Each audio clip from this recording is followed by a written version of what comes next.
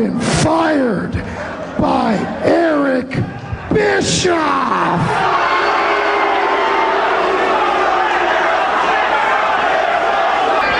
Bischoff, or should I say, jerk off. And on that note, we're going to go to a commercial break. A bombshell has been dropped. Brian Pillman is in the... No,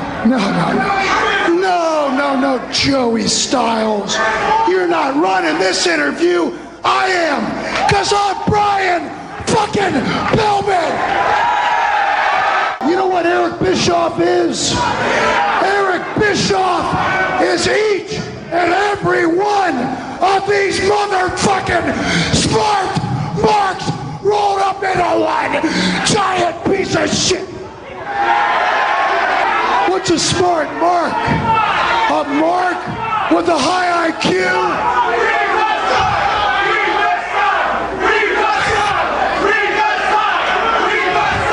Okay, smart marks. Okay, you know what a mark is? A mark is a guy that pays his last $20 on crack cocaine. A mark is a guy that believes that O.D.M didn't do it. And a mark is each and every one of you sorry son of a fucking bitches.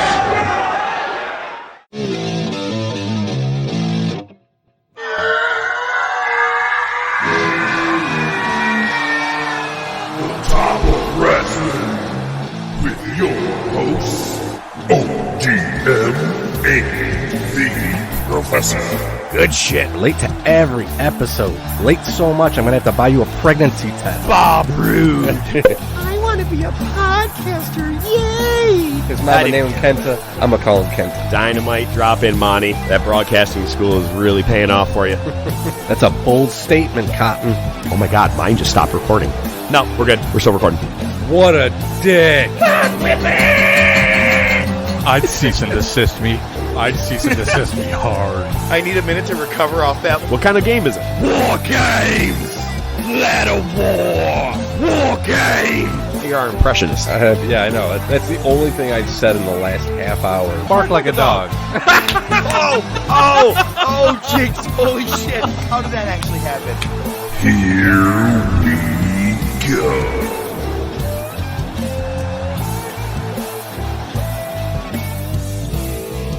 Boyd the clap. Good advice from the Top of Wrestling podcast.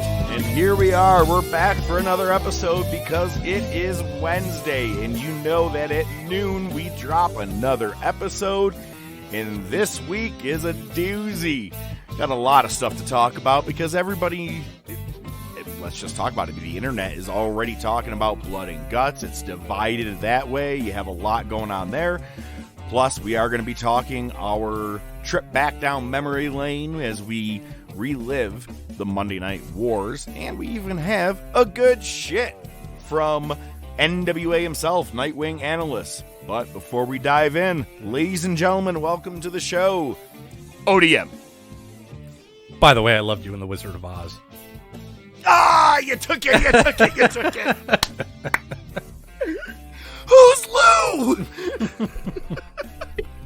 I almost used that one instead, but it's one of my favorites. By the way, I loved you. What is it later? Miss Cuppet, you better save me a seat, you cutie. Yo, I gotta be honest, I just, it happened a little while ago, and before I forget, there is a deleted scene where he kisses the other lead actress in the movie. Really? Yeah, it was a deleted scene. I'm like, well, that makes sense why they took it out. But excellent choice already, man. This movie, it used to be my playground, so I'm really excited that we're going to be talking about that today. Nice. Oh, that was a slipped reference. Did you get that one? Yeah, a little bit. Okay, a little bit, a little Madonna. Okay. Yeah. Hey, man, what kind of news we got on the dock for today? All right. Well, I just wanted to wish, today is May the 10th. It is a Monday. We'll be releasing on Wednesday. But as of today, May 10th, I'd like to wish a happy birthday to one of my favorite, more consistent impersonations, War Games. William Regal. William Regal's birthday. All right. Just had to throw that in there. That was not your best War Games. Come on, man. Oh, no, I seriously, purposely you put did this that. in the notes to War Games. Well, we had that discussion, That's about as subdued as he gets. It doesn't always have to be War Games, There you go. So. You got to go all the way, May. All right, next one. There's been a lot of talk about Daniel Bryan and his contract expiring. Apparently, his last match against the Loser Leaves Town match against Roman Reigns was his last match. Lots of stories going around. I didn't want to read them all and throw all this conjecture. I figured we'd just take the headline and we'd kind of touch on it because, there was that quote about that he had at the three-way at WrestleMania where he just felt disjointed and kind of out of body about the whole thing. It's going to be interesting if he just decides, I have a funny feeling that he's not going to just go sign for a company and, work there for a year or two. I think it's going to be, I want to wrestle here and wrestle this person. And he'll do that, and then he'll go on to the next one. I don't know how many matches that'll be. I don't know if I'm even going to be right. But hopefully he has the freedom and the clout to be able to do that. So hopefully we get some decent matches out of it. Well, so it's funny because I read an article where Nigel McGuinness was interviewed, and he said he'd like to see Daniel Bryan show up in NXT UK. I did see that headline. Yeah, just the sheer thought of it is just outstanding. Some of the matches you could really see over there. Think about him and Walter.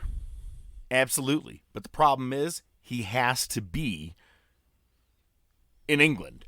He's got a kid. He's got Birdie. He ain't leaving Nikki behind. He's going to do something most likely in America, unless he's going to go over. Well, hang on now. Let me back this up. NXT does do some tapings, so maybe if they do enough tapings, they could make it work. But I was going to say the only other thing I would see is him going over to Japan, kind of like how Moxley and Jericho do. You make a quick trip over, and you can come back. A one and done if you want to. Holy shit. I mean, could you just imagine? I mean, we're, heading into summer. He could really just mess around, have some fun, and he could be a headliner at Wrestle Kingdom coming up, which is, kind of crazy. And there's no shortage of names he could square up against. Totally. Oh, I think immediately, no matter what, I think the absolute perfect match would be your ace versus your ace, but I actually don't mean ace as in Hiroshi Tanahashi. I think the real ace of New Japan over the last several years, of course, is Kazuchika Okada. I would love to see Okada and Bryan. I mean, that's a match you put together on 2K after you create Okada. Yeah, right. That's something you don't get. I would love to see it. I don't know where it's going to go. I actually... Because then it could... I don't think he's going to be a storyline issue or a storyline kind of thing. Like the whole Drave Maverick, he's gone, but he's really going to be coming back to WWE. He's probably going to re-sign with WWE. Only because if they're smart, they're going to lock him down. They have to lock him down. Give him as much money and set him up for the rest of his life, him and Nikki, whatever the case is. Because if he goes anywhere... Look at Jericho showing up in AEW. That was cool, right? But it's like, he's a veteran. If they had started, if like someone defected early enough, Daniel Bryan is still a hot enough name where you can defect and make an impact somewhere. I don't think it's going to be like an Omega Daniel Bryan match, though. Something like that. I think. No, I think it's out of country. I think it's going to be Japan. If I'm going to put my money into anything, I would say Japan. Yeah, it's going to be interesting. I certainly hope it's not WWE. Hope the dude either just decides, yeah, I don't know, man. We'll see. Well, if WWE is smart, they would use their heads, which is that lump that's 3 feet above their ass. If I had your job, I'd kill myself. Wait here, I'll see if I can dig up a pistol.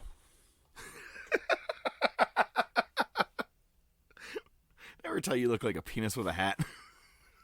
Let's not burn them all just yet.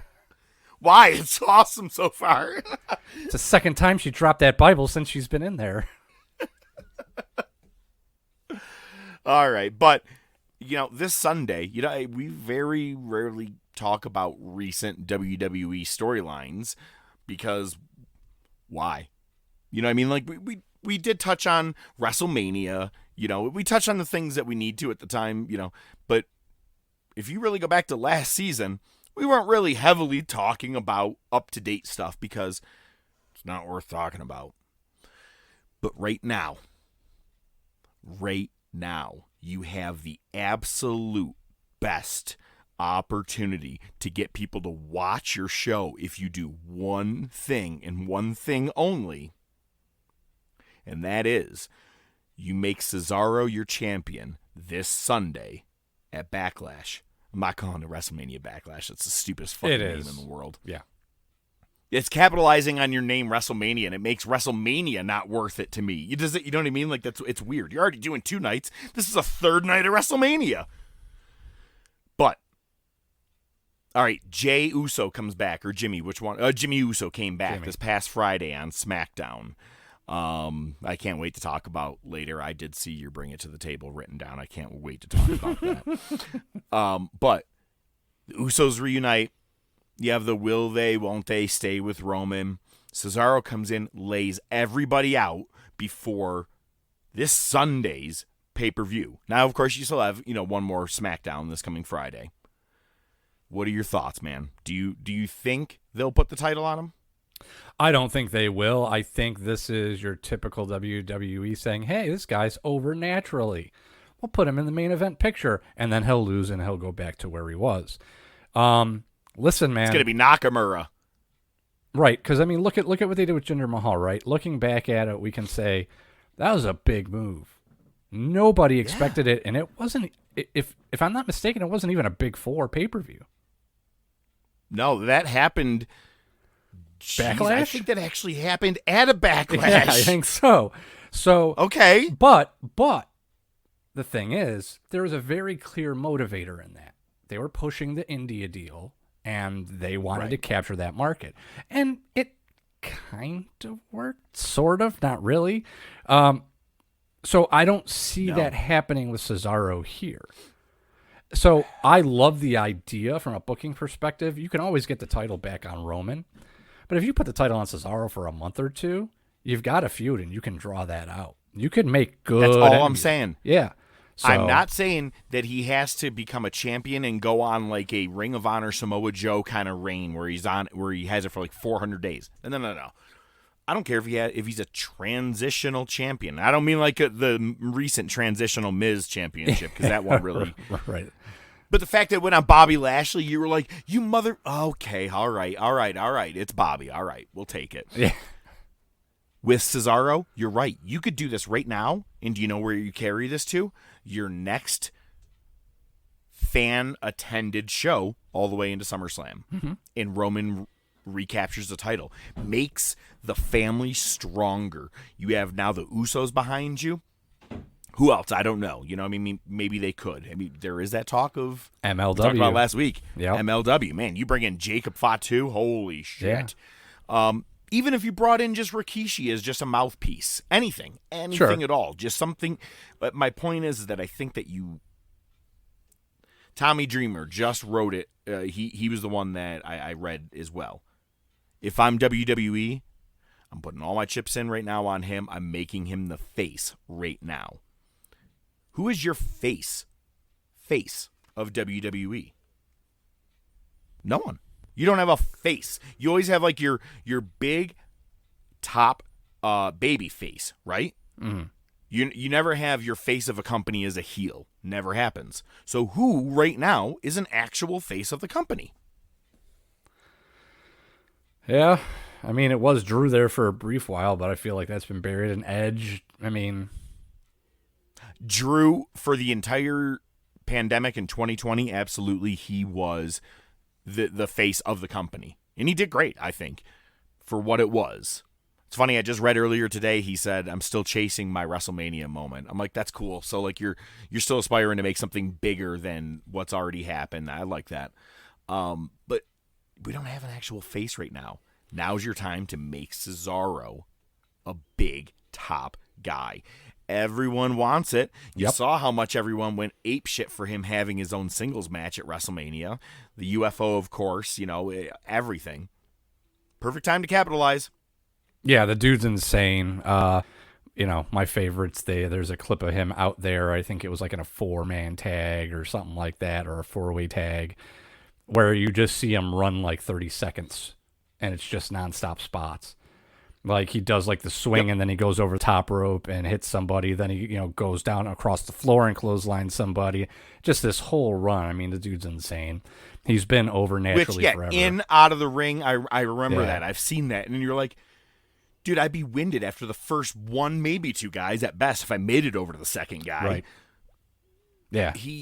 He's been over for over 10 years in the WWE. It's the chance right now to pull the trigger, man. Please don't be stupid on this. I'm just saying, if you don't do it today, or you don't do it right now, this also becomes your Shinsuke Nakamura, becomes your Bray Wyatt. I mean, look what happened with Bray. He had to, we already talked about it recently.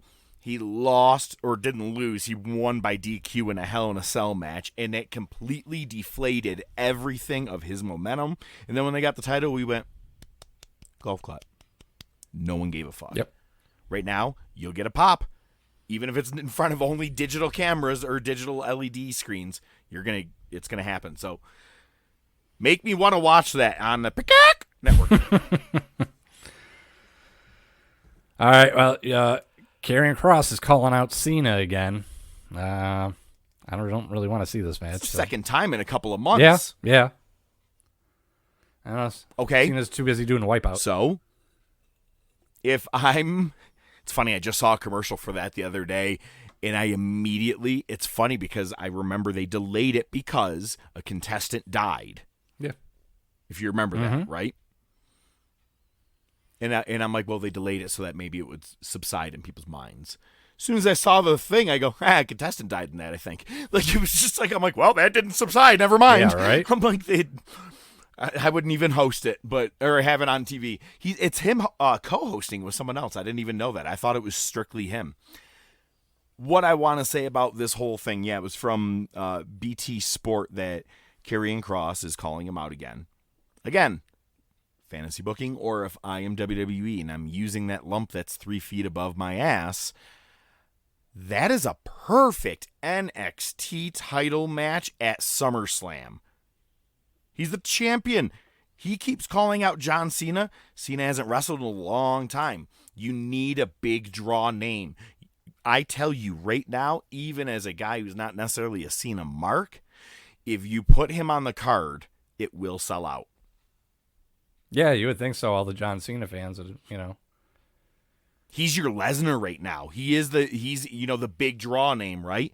Cena's your guy. He hasn't been there in forever. You bring him in to fight Karrion Kross, it's going to elevate Karrion Kross to the moon as the next guy.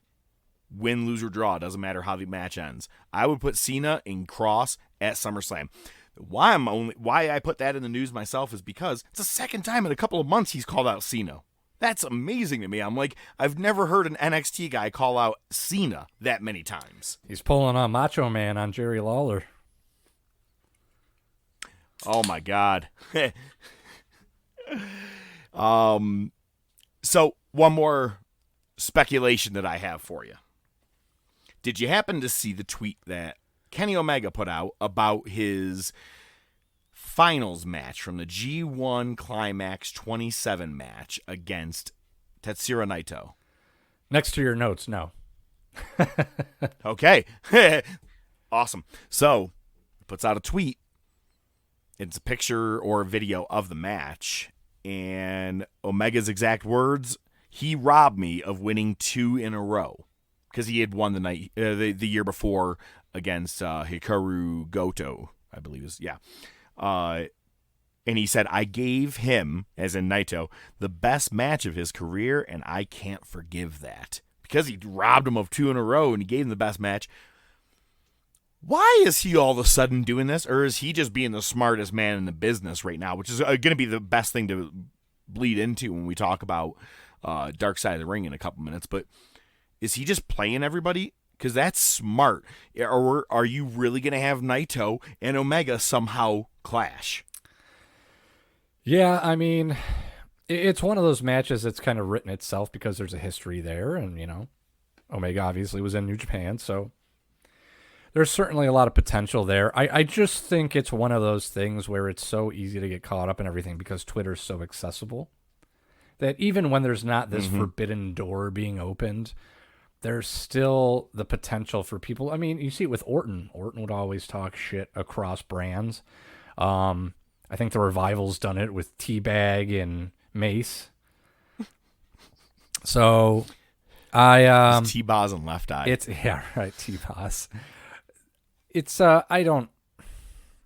I try not to put too much stock in it because the initial response is, "Holy crap, that would be awesome," and it would be awesome. It has the potential, you know what I mean? The potential's there, but it could be anything.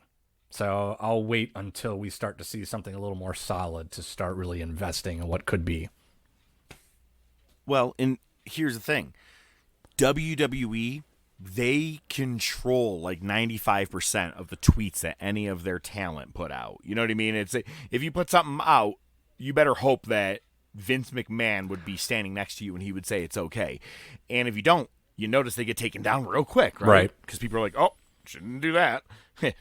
Jackson Riker. Anyway, that being said, Omega and all those other guys out there, they can actually blur the lines and go back to kayfabe a little bit because you're not under the WWE umbrella and you can fuck around on Twitter, just like you said, and blur those lines. It's kind of fun. All of a sudden, you're like, I think I'm going to retire. You write that. People are like, it's not scripted. I'm not seeing that on TV. Is that real? Shit. So I would like to see a cool crossover with that. Naito and Omega, that G1 climax was my favorite climax year ever. I had to make sure how I worded that. Yeah. Not bad. It was the climax year, but it was that year was the day before that match happened. Omega beat Okada for the first time in under 30 minutes. And I mean, like, I was just coming down from that to then go watch this 45-minute banger between these guys. And it was an outstanding match. I was disappointed that Naito won because I wanted to see Omega go on to get the title eventually from Okada. That's what we all thought would happen. Then we got Omega and Jericho, and we were like, totally fine. This is cool. But Omega and Naito have unfinished business, so I think it could be a really cool crossover. I think it's just because, post-pandemic, hopefully, I'm not saying we're actually in post, but we're getting there, I think. And we may see some things that it's kind of like, well, you guys have all waited a year and a half for some good shit, so now we're going to blow our load and give you some of the best shit you've ever seen. That's what I would do. That's just me. All right. Climax, blowing your load. Sound like that's like a Meltzer in the all book. in the same segment. Wow. And Lord, I want to thank you for that waitress in South Bend. You know who I'm talking about. She kept screaming your name.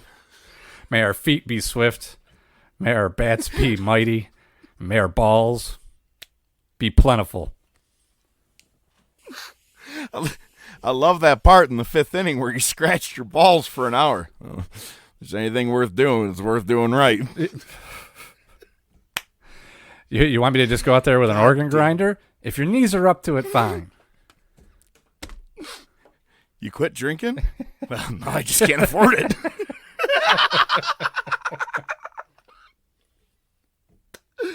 All right. What else do we have for news here? Oh, man, I'm actually glad that you're going to talk about this. I didn't get a chance to see this one. Please. Yeah, I'm not going to lie. I started watching it last night and promptly fell asleep. So it was longer than I expected. So I think I still got about a half an hour left. The Macho Man biography. So the Stone Cold one was cool. Like I said, I've seen other, docs on him before. And, it wasn't bad. Loved the Roddy Piper one. Loved the Roddy Piper one.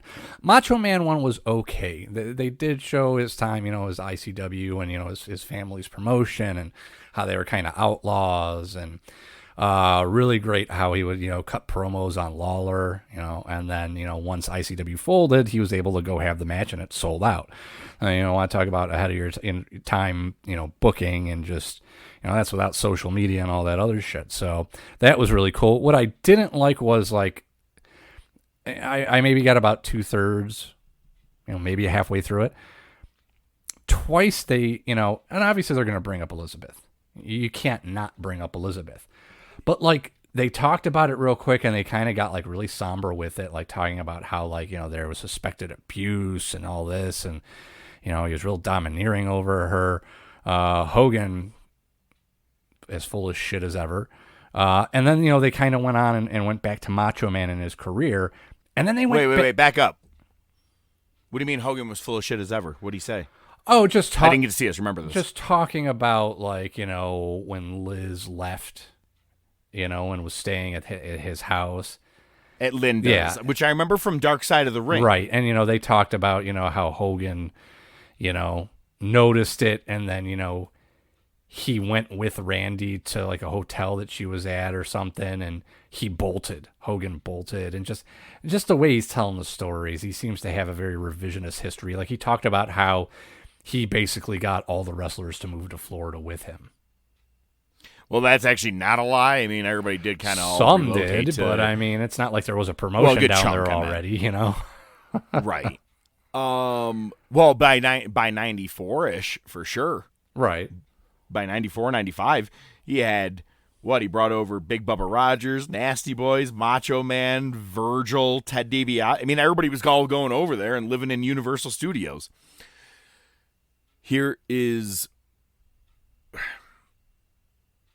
It sucks that they have to keep referencing it, but the difference is that why we have to hear it is Vice did that, and we heard a lot about it. Right. So it's like, why do you have to keep bringing it up?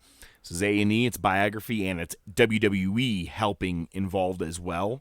So it's their version. So that's kind of why they had to kind of bring it up about the abuse allegations. But it's also everybody. I mean, not even just the Hogan and those guys. I mean, everybody talked about it. Jake Roberts, I think, even talked about it on the Dark Side Ring.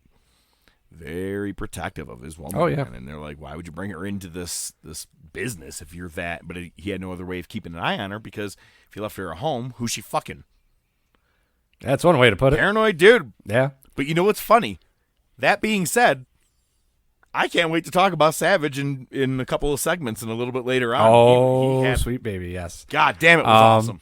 Yeah. So, yeah, the other thing that was weird was their selection of talking heads.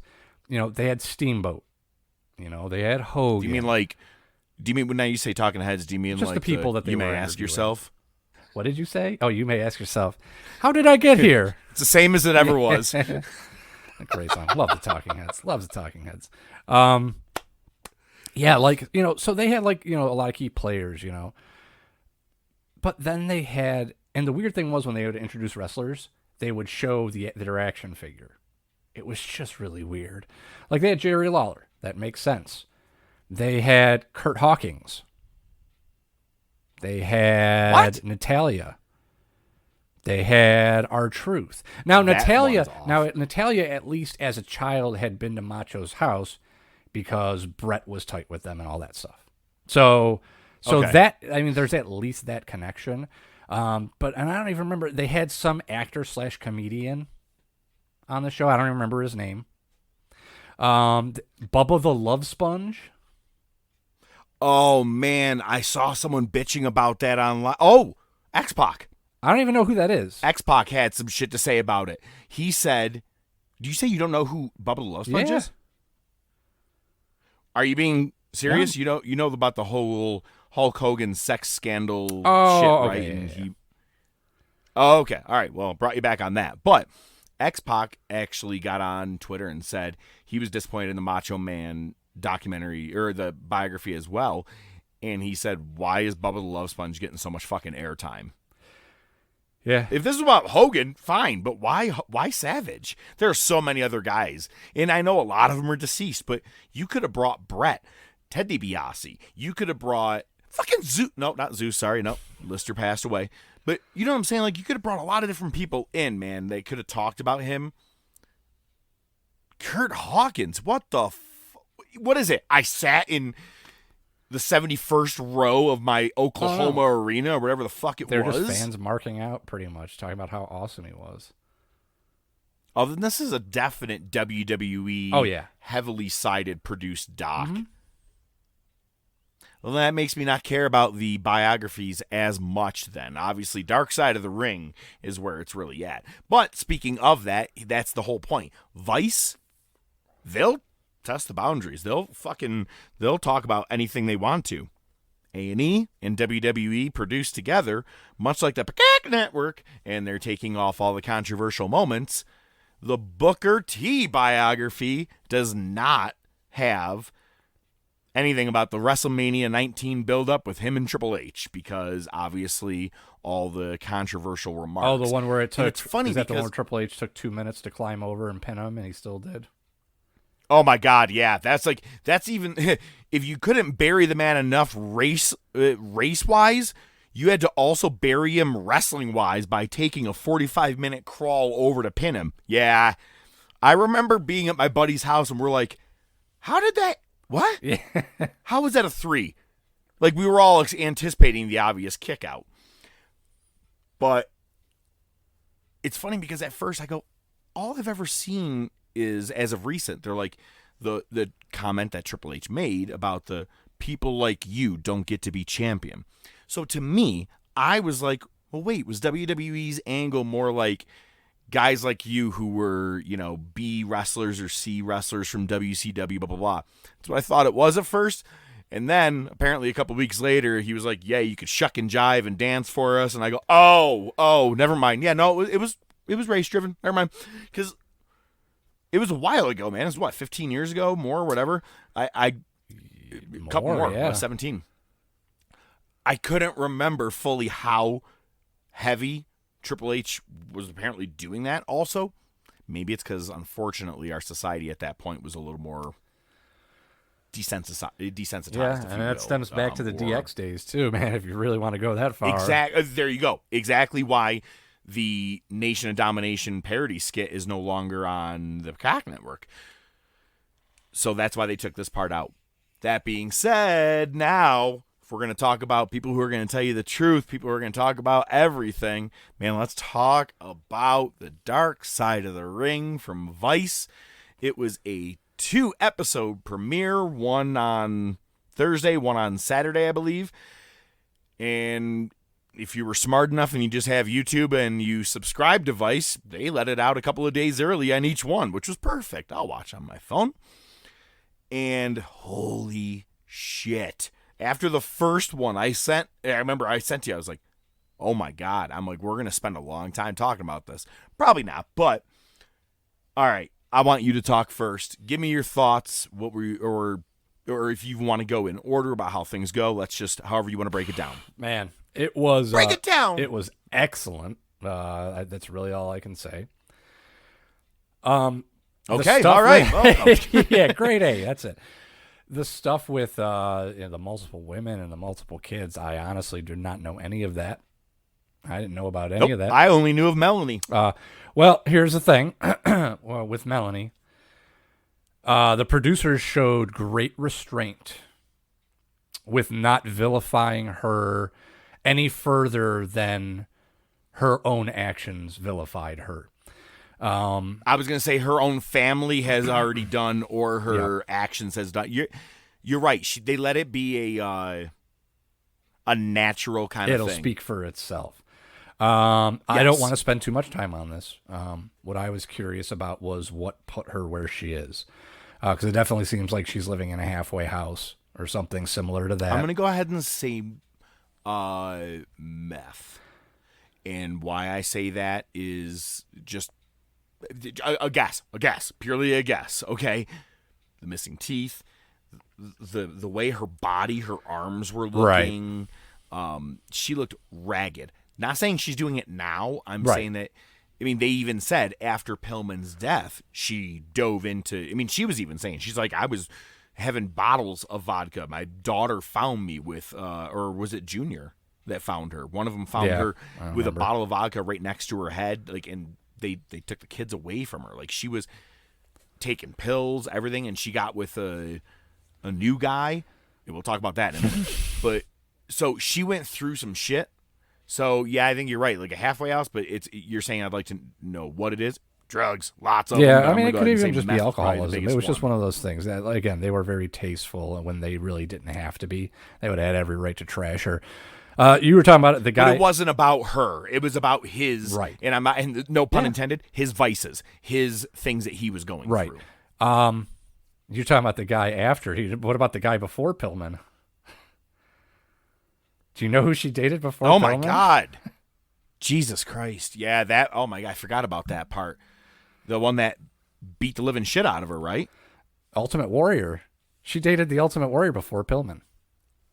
Oh yeah, that too. Oh my God, that's right. I know. Oh yeah, Shit goes deep. But yeah, it was. But all right, yeah, the progression of stuff was just insane. Because the thing is, I remember him back from his early days in WCW, where he had the Bengals trunks. Flying Brian. Yeah. Yep. So I still have the action Used figure. to tag team with Tom Zink, the Z-Man. I remember that because that was holy shit. I remembered early in with the very first time I started watching, like a WCW Saturday Night. That's how I remember Brian Pillman. So I knew the stuff of the Bengals, the throat surgeries. We knew all that stuff. If you just watch any, I mean, WWE had a really good documentary that they put out in the Ruthless Aggression era about him. So they were less PC. So they were letting things be and tell true stories. And they talked about his surgeries, and they talked a little bit about his accident. Dark Side of the Ring went really deep into this accident because his accident is what killed him, even if it was years later. The Hollywood Blondes thing, I like that Austin was honest. He's like, I don't want to tag with him. I want to be a single star. It's supposed to be getting a push. And then we, so then, just as they keep fucking you, they put them together as a tag team. And because they didn't get a good rating at Clash of the Champions, they break them up. God damn, you put that on them? Really? And I actually am a fan of that 2 out of 3 Falls tag team title match. Right. Which is Flair and Anderson versus the Blondes. And then you hear about all the stuff with his ex-wife killing herself. Because basically Melanie, in a way, pushed it. Yep. Yeah, that she seemed to be. And that's how they end episode 1. I go, oh, motherfucker. What? Yeah. It was well played on your part. That was a good job on that. But they did actually do one more thing in that episode. They also showed you that he was the smartest man in the business at the time. He plays, and what was his old football coach? It was like, he helped him. He's like, no, I told him, we're going to fuck Vince over for money, basically, at the end of the day. He goes, we're going to get someone to pay us the most. It was brilliant. That dude was awesome. And my favorite part, was they ask him, what do you think about Vince McMahon? And he goes, what do I think about Vince McMahon? Like, something like, he's a whore. What do you do with a whore? You fuck him.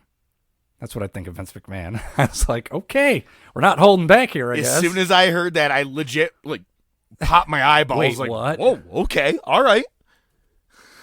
He, and it was sad to hear him, that Brian came real fucked up to his house one time, and he had to kick him out. And he's like, Brian, don't ever come back here like this. But goes to ECW, and as you already heard in the beginning of our episode, I'm Brian fucking Pillman. God, one of the best controversial promos ever. That was so insane. Gonna piss in the ring. Watching Heyman in the ring freaking out. And it's funny because the crowd was arguing with him, and he gets in a fight with a fan. It's so great plant. That was great. It looks so real in the time in '95. But no, I'm sorry. That was '96, because then I started going, wait a second. When was he in the Four Horsemen? When did he leave? God damn. We start the Monday Night Wars, April of '96. If we had just watched 2 months earlier was when the Booker Man happened. Damn it, we just missed it. But then gets signed by WWE with bolts in his leg. He'll never wrestle the way he used to. And everybody keeps saying, are you going to be okay? Yeah, I'm fine. What's crazy is that in 96, 97, when I watched that dude wrestle, I didn't notice anything. because I was just like, Brian Pillman in the ring, man. It's cool, right? Yeah, it's awesome. If you only knew, and it's so sad because what he was putting his body through, and he was on painkillers, and then, obviously, the end of it. We already know about what happened the night of Bad Blood, but the shit afterwards with the stepfather to Brian Pillman Jr. Do you want me to talk about it or you? Because I text you, I go, bro, I'm in legit tears. It was rough, to anybody that's gone through anything like that before. Yeah, it's... I've never heard anything like this. I've heard stepfathers being dicks to kids and shit. But just the gist of it, the biggest takeaway is that he trained this fucking dog to attack Brian if he ever left his bedroom. Brian grew up socially awkward. He never played sports. He said he never had a dad to ever throw. Yeah, that was the worst part right there. That was the worst. That one fucking got me. And then he was just doing all these, different things in life, and then it wasn't until he got a call from Steve Austin saying, I got your dad's workout belt. You want it? Or weightlifting belt. And he said it was a sign. And that's when he decided to be the wrestler Brian Pillman Jr. And, looking at him, it's just fucking uncanny the way he looks. Thank you for purposely doing a mullet. Good for you, because it helps me see your dad that much more again. And then who was the final person that it was in AEW? Oh, Jim Ross. I'm going to tell him that, the qualities that your dad have, you got to go for those. But some of the bad ones are what you need to stay away from. Right. I'm like, wow. But he's got Jim Ross looking over him just the way Jim Ross used to look over him in WCW and in WWE.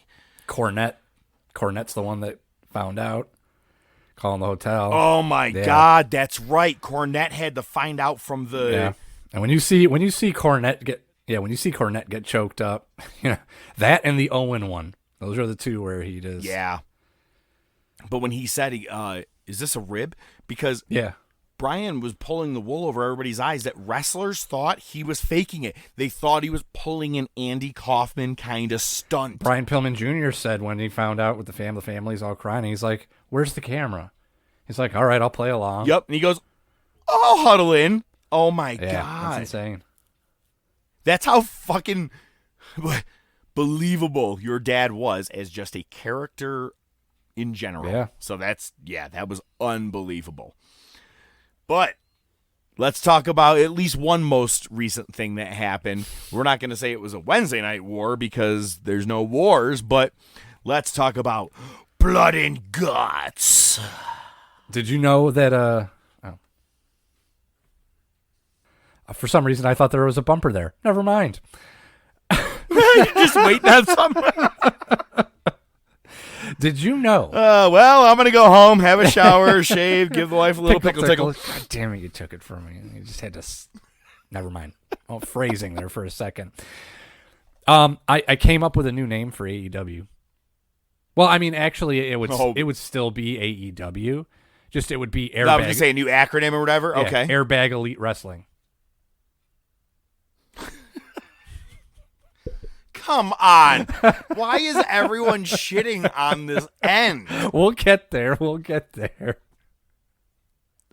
all right, then let's hurry up and fucking speed racer wear through most of the show because most of it sucked. All right.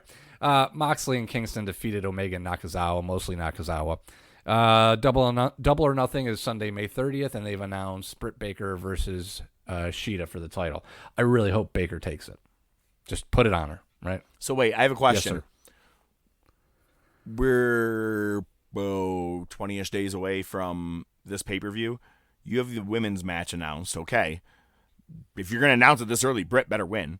Who's Omega even facing? Moxley again? No. They did the promo at the end. It's going to be whoever wins between Orange Cassidy and Pac. Oh, so Orange Cassidy. So we'll jump ahead to that because I don't think there was much else to really talk over. No, not really. So it was a really... Oh, whoa, hang on. Wait. Hang on. I'm going to back up. Fucking Darby Allin, look at man, I dig Oh, you. I really do. But are you just trying to fucking die? Yeah, that was dumb. Like, I get you're the guy who doesn't fear death, That but was dumb. you threw...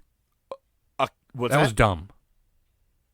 Dude, you know what that was? That was stupid. Stupid, stupid, stupid, stupid, stupid, stupid, stupid, stupid, stupid, stupid. Do I have your attention? It's not even like it was in a house and there was carpeted fucking steps. Concrete steps with a pole down the middle. Metal rails. Yeah. Easily could have broke his neck on live Anything. TV. Yeah. Any number of bones. All of them. Even if he slipped the wrong way, he could. But I'm saying, like, he could have died on TV, and AEW was like, "Hell, was thrown down the fucking concrete steps." But Jericho will give you a pad. Yeah. So I did want to talk really quick about the Omega Cassidy thing, because Cassidy is just stupid because he just gets demasculated and doesn't do anything. Yeah, I get it. That's what he does, but it still's kind of dumb. Nakazawa was the belt carrier for Omega. Omega wore the AEW and had Nakazawa carry the other ones, including both TNA championships. So Bubba Ray wasn't too happy about that. Not Bubba Ray, Bully Ray. You saw, Bully Ray. Yeah. He was. I was just gonna ask, did you see his tweet? And he said, if I was Impact, Yeah. I'd be like, what the fuck are you doing? Yeah, pretty much. I have to agree with that. But my Totally. Yeah. But my biggest thing is this. Okay, we already got a Pac Orange Cassidy match. Okay. It ended up not being too bad. I don't want to see another one, and I don't understand how you're supposed to be doing this sports-based presentation, and Orange Cassidy is like the number 2 contender. It doesn't make sense. All right, so they're going to have their match again. Okay. We've had Omega and Pac before, and those were both great matches. The way that they're playing this... Wait, question. Did Pac win the Cassidy match? Yes. Okay. Yeah. So my thing is this. The storyline of, hey, you're a loser and you don't deserve a title shot, I get it. It makes sense. What concerns me is that it's AEW and Orange Cassidy's really going to get a title shot against Kenny Omega. And I don't want to see that happen. And I have a really bad feeling that it's going to happen. I really hope they don't do that at Double or Nothing, man. I mean, Double or Nothing to me, that was where Moxley showed up, man. I mean, come on. That was, like, huge. Yeah. That's where you had your Lucha Brothers and Young Bucks. They had a... Esquilera de la tag Muerte. team. Yeah. That thing. And I love that. Do you remember when we do the like the all New Japan episodes or stuff like that? You had to read everybody's names. No, but you're right. I'm just hoping that Pac goes in and just does a quick squash. Yeah, that's not going to happen. But if that's the case, why did you do an Omega Cassidy promo? Which tells me that's what you're doing at Double or Nothing. right. But that makes it not credible. I'm not going to, I swear to God, if that ends up being your world title match, I swear on everything holy, I'm going to read the results. I will not watch that pay-per-view at all. I'll find out if Britt Baker won. That's cool. It's not like it's going to be a 5-star classic. I will not give a shit about that show. Yeah, I have to tend to agree with you. And okay, SCU is going after the tag team titles against Bucks. Okay, I'm all right with that. That's what happened in this match or in this night earlier too. But again, you want to get me interested in this? Sorry, man. Varsity Blondes, not just because it's Brian Pillman Jr., man, but I'm saying give me something that makes me think a young and up and coming team can beat and dethrone the Bucks. I didn't want Jurassic Express, that's for goddamn sure. But obviously Santana and Ortiz were a little bit busy later on in the night, but shit, dude, I would have even taken Moxley and Kingston going after the tag titles. Yeah. Just saying, shit booking on AEW's part. They're not doing a good job. Yeah, it's been rough, that's for sure. And now, the one thing that I do like is that Miro apparently kayfabe took out Kip Sabian, who's dealing with an injury right now, so he's off TV. But they're finally starting to book Miro as an actual threat. His promo after Omega's was a little disjointed just because his English isn't that great. That's the way that I took it. It seemed like he knew what he wanted to say. He just was having trouble with the words to get it out. But I think his mouth was like 5 seconds behind his head. Like his mind was like at the end of the sentence, and his mouth was still trying to catch up sometimes. But they're finally booking him like a monster, and he's going up against Allen. I don't like it because there's no build up to it. Like Darby Allin's already feuding with Sky and Ethan Page, so why is Miro getting it's just shoehorned in there? It's like, so you finally made him this badass, but and now you're just going to catapult him with like no build, or this doesn't make any sense. You know what I would have done very easily? You could put Allen against anybody and it'll be fine. I would have put Miro in a triple threat kind of position where Omega feels, oh, well, they're trying to come after me here and try and take my title, blah, blah, blah, whatever. But you could put him in there, and now I'm actually interested in Orange Cassidy, Omega, and Miro. At least that's something. And, you know, it sounds stupid, right? Or Miro and Cassidy go at it, and Miro wins. And Miro, as a face, goes after Omega. That would have been way better at Double or Nothing than anything else right now. Darby Allin's going to retain against Rusev, Miro, or whatever the fuck. Yeah. Omega's going to retain against Cassidy. It's not a good pay-per-view already.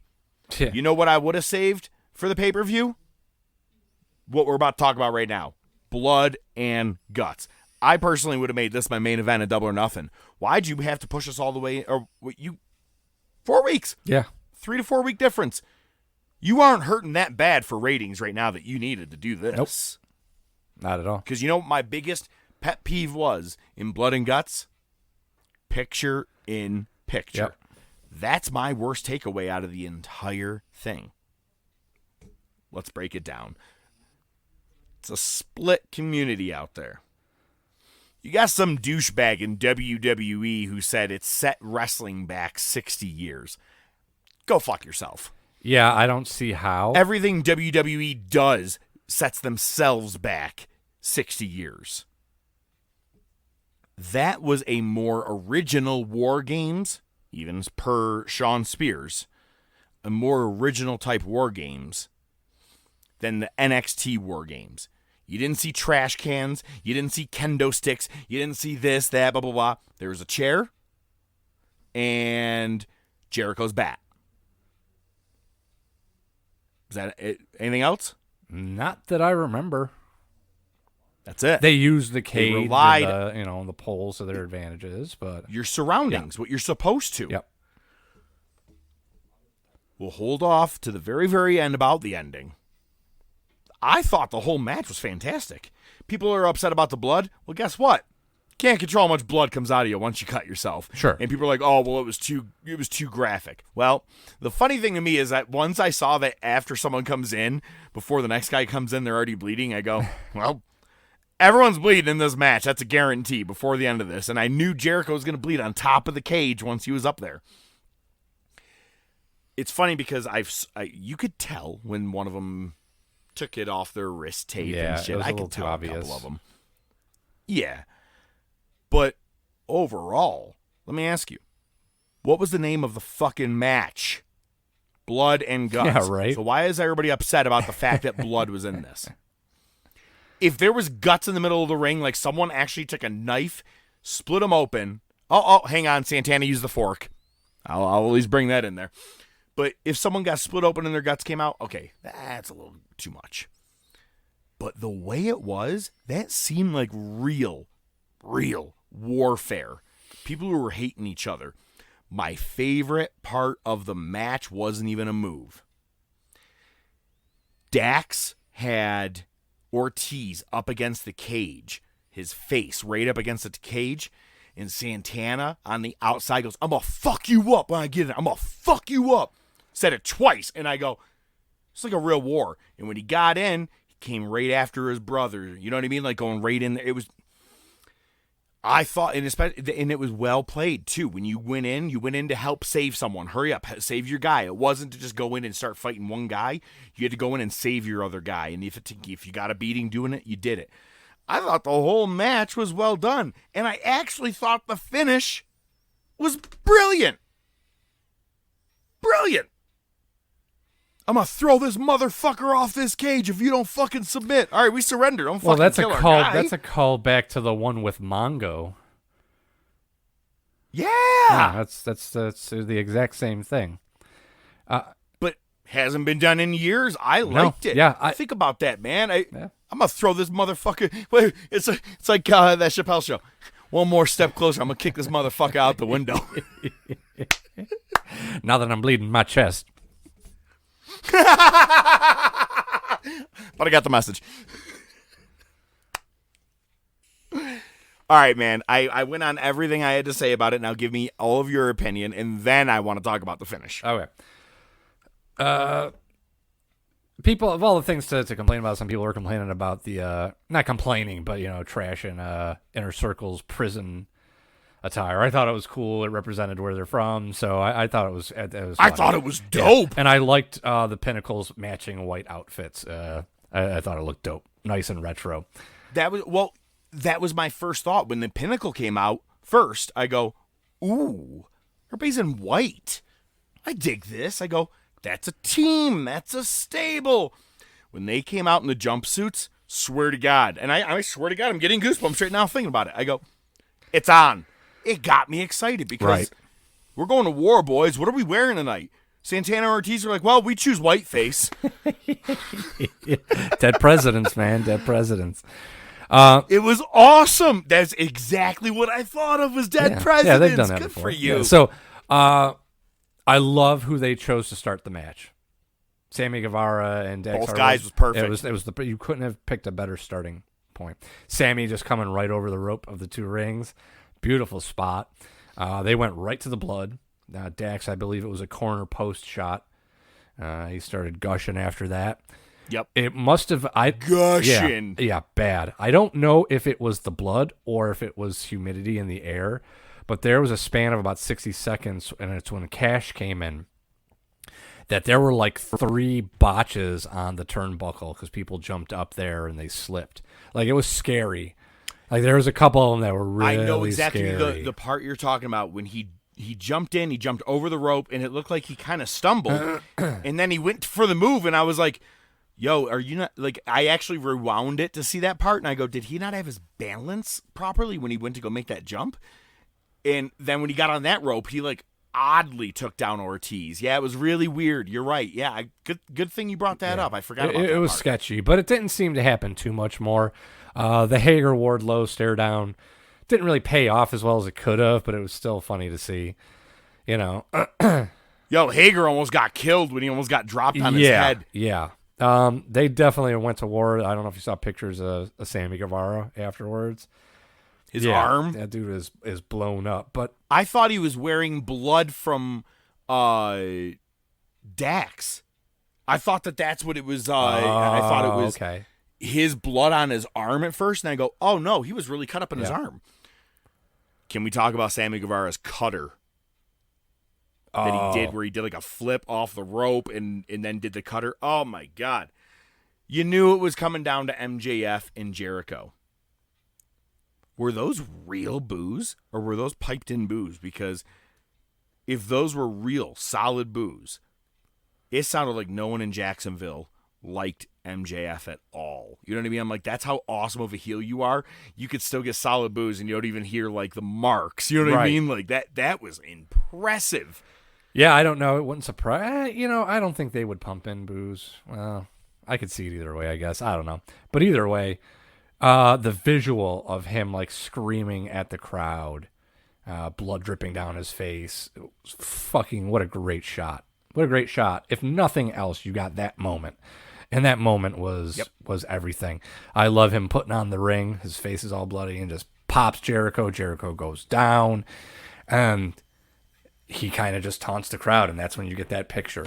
And then, like you said, the finish, the tease. It is the throwback to, was it? Yeah, it was Flair and Mongo. And I don't know if Benoit was in that one. But anyway, it's pretty much the same finish. And he was threatening. It was versus the N.W.A. Yep. And it was Sammy Guevara. Basically just saying, all right, fuck it, we quit. And then MJF throwing him off anyway. So. which was, you knew was going to happen, and he almost teased it too long, I felt. It was weird. I was like, are you going to do it? I can do it. But then, my biggest issue was not the, everybody's like, oh, well, you can see the cardboard and everything underneath. Well, okay, yeah, I know it's supposed to be a concrete or steel ramp and yada, yada. But are we all forgetting the goddamn balloon that Shane McMahon fell on top of after with the Hell in a Cell at WrestleMania 32? That, we watched the table legit go like real slow, start to fall down. What the fuck? You gonna kill the man? Of course. I mean, you want to do a spot, you want it to look real. All right, if you're upset about the camera is what showed it and it threw it off, right? It's bad that the camera showed that. That wasn't my issue. My problem is that the camera got too close to Jericho's face and he was like, he's like smiling. I go, is he smiling right now? He was doing the one eye thing. He's doing it again. I go, yeah, thank you. I go, but then they went in for like 2 or 3 more shots and he was doing the same thing. And I go, oh my God, quit showing that. I'm like, just show me a bloody MJF. That's all I need right now. That's how you need to go off the air. That's it. All right. So my thing is this. I get it. I don't want them to hurt themselves for my enjoyment. You know, I'm glad that they, you know, what they did doing so in the cage alone was above and beyond, right? Obviously, I don't want anybody being thrown off a cage at that height onto concrete. That's just ridiculous. I'm not even opposed to using a crash pad. But if you're going to do it, then make it look right. If you can't make it look right, you know what the workaround is? Don't do the spot. Just don't do the spot. That match could have lived up to a lot, and you still could have come up with a decent finish otherwise, right? You could have done it. What about the finish to Hell in a Cell in, was it 2000? Yeah, like a Hell in a Cell 2000 maybe or something like that, where Undertaker pushes Rikishi off of the top on top of a truck that just happens to have a mattress in hay. It was stupid. That was okay. Everybody was fine with that. I wasn't. Oh, okay. All right. Thank you. Because neither was I. Yeah. I mean, it is what it is. Listen, because to me, then it's just theater. You just had this blood-curdling match, and you took it all away by doing I'm going to throw him off the cage, and he's going to land on a crash pad, visibly. Like, why did they go out of their way to make diamond-plated cardboard? You know, I get why, but it didn't work. It was just, I just didn't like it. It took away from what was otherwise a good match. They could have come up with a different finish, and I know it's easy to sit here and say that and half-ass fantasy book without coming up with any alternatives, and it doesn't matter because I shouldn't be booking these things, damn it. But in the end, the way around it is just don't do the spot. If you can't make it look realistic, come up with a different finish. Nothing wrong with using a crash pad. And here's the thing: this isn't the first time they've done it. They did it at the Stampede, the Stadium Stampede thing, where Guevara landed on the crash pad from Omega, and they did it another time too. It's just stop. Like, you know, don't. Well, you know what it is? It's. Hey guys, you just really went like 0 for 10 or whatever you want to call it on a rating with your barbed wire explosive ring. Right. And everyone mocked you for that finish. Yeah. And Bully Ray said the only thing people are going to remember is the end. And, well, I guess that's what everybody's remembering from Blood and Guts. No one's remembering the shit we're talking about. Everybody's just only talking about the ending. It almost negated everything you saw before it. Everything before it was real. It was real. It felt real, man. I'm telling you, Santana and Ortiz, no assumptions. They seem like they had gang times in their life. You know what I mean? Like they've actually been in some real fucking gang wars. I'm like, that's not acting. They're fucking good. Those guys have been through some shit. But like you said, man, I love Ortiz more and more and more, man. The way just his craziness, and I'm like, oh, I expect the loco from him, and I appreciate it now. Yeah, he took some nasty bumps too against the cage. He took a couple where like you get thrown over the top rope, you hit the cage, and then you slide down in between. He fell down, Wedged in between. Yeah, he got wedged in between. That looked bad. It did. I was waiting for him to not get back up, but he came back up. Well, especially the one part when I think they were all trying to, it was Sammy, Santana, and Ortiz, but Santana was taking his sweet time getting out of in between the same area too, and MJF was looking all cocky, and they're like, why is he doing that? And Wardlow came from behind the other side, and they're like, oh, well, that's why he looked all cocky. But that moment for Santana to get out, I was like, they're waiting quite some time right now. Like, he may be hurt. I thought it was a really good match, minus a couple of production spots, and the biggest issue, of course, picture-in-picture. I'm sorry. Yeah. That there were some really cool things that I had to miss that I was trying to like squint and see that I wish I didn't have to. Sure. In summary, the good felt like a real fight. Felt like two teams. The build-up itself, I still think was kind of shitty. But they still put on, if you came in from nowhere and didn't know any history, you're like, okay, these are two distinct groups that are just going fucking nuts trying to kill each other. So it had that level of believability. It wasn't too much of a schmaz with as many people in there, which was good.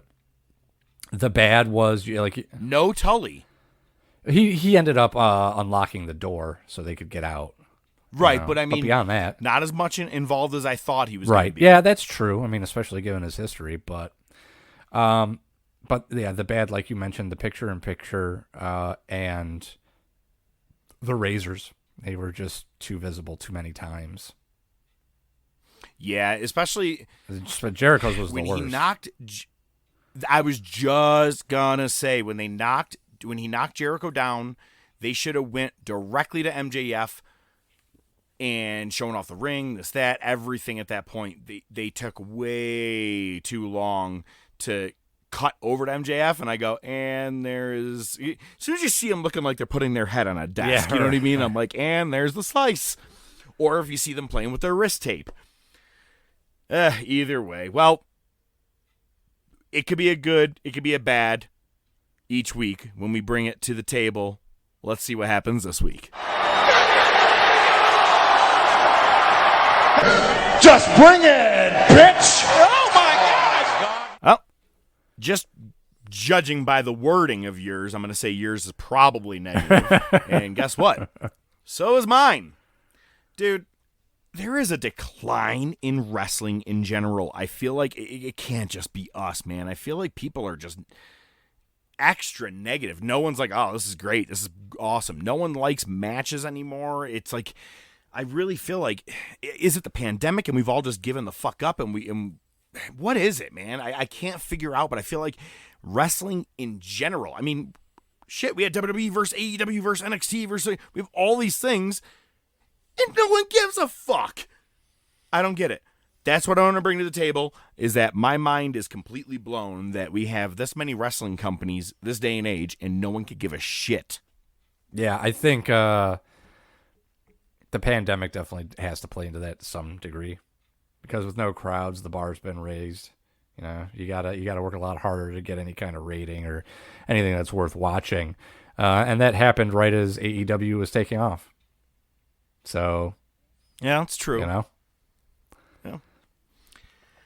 Well, that's all I got, man. Right. But what do you right, got? so, like I said, that was my biggest thing. Is I'm just pissed with the decline in wrestling.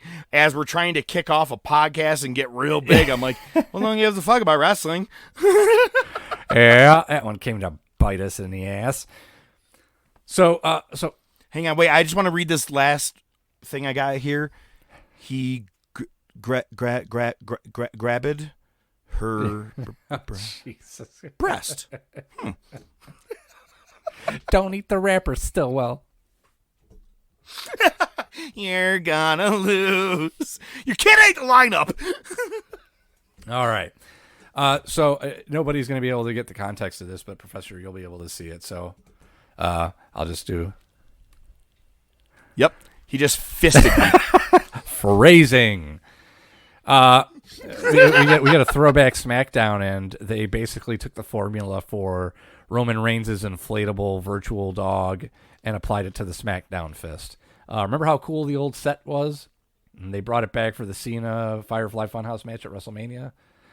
Yeah, this was not that. This was CGI fist virtually coming through the screen. Why? Just like the spot at Blood and Guts, if you can't make it look good, don't do it. Now, there are a couple of things I actually did like, though, how it looked. I only got to see a couple of snippets of what things looked like and everything, but just to me, I'm always going to be a fan of the classic WWF logo, but even if it's a WW only where it doesn't have the E, it's weird. But anyway, there's no E to it. Anyway, the color scheme, the opening package using the old intro music, but with all the new wrestlers, it was cool. Except Edge and Mysterio were still there, but from all the way back and now. But dude, you did a great job. And you doing that fist with Roman or with John Cena at WrestleMania 36 means you still fucking own the fist. You don't even go arena to arena. You were planning this. Why did you do that? Why did you do that? I don't even care if it sat on the ground and it wasn't up in the air. Who gives a shit? It was something they brought in and just never set up. You can see pieces of it off to the side. Right, yeah, I'll just put it here. Look like everybody's getting fisted in the ass as they're walking to the ring. Okay, well it was just ridiculous. Yikes. Now, hang on. What I did like, man, Please oh don't man, say fist I in the miss.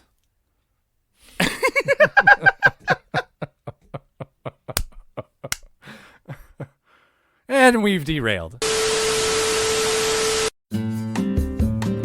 Ladies and gentlemen, we at the Top of Wrestling would like to apologize for the unexpected interruption. We are experiencing technical difficulties and expect to return to our normally scheduled podcast momentarily.